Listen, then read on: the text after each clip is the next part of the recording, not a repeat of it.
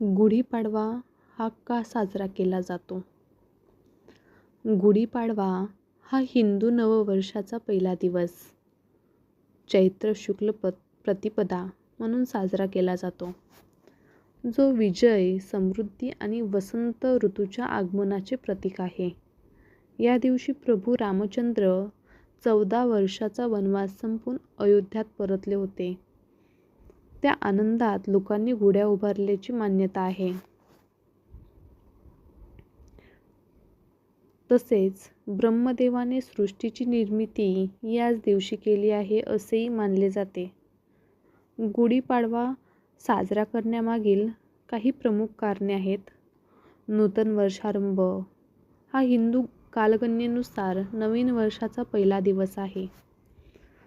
श्रीरामाचा विजय, रामाने रावणाचा पराभव करून अयोध्येत प्रवेश केल्याचा आनंद म्हणून गुढी उभारली जाते. शालिवाहन विजय, शालिवाहन राजाने शंखवर विजय मिळवला त्या विजयाची आठवण म्हणून हा दिवस साजरा केला जातो. ब्रह्मध्वज, गुढीला ब्रह्मध्वज असेही म्हणतात, जो आनंद आणि विजयाचा प्रतीक आहे. आरोग्य, कडुलिंब आणि गुळाचा प्रसाद खाऊन आरोग्यासाठी नवीन वर्षाची सुरुवात केली जाते.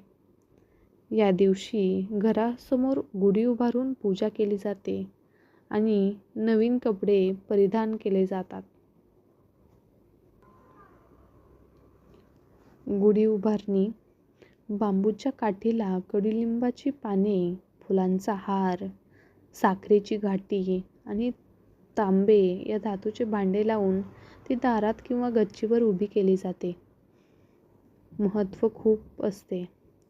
हा 3.5 शुभ मुहूर्तापैकी एक आहे.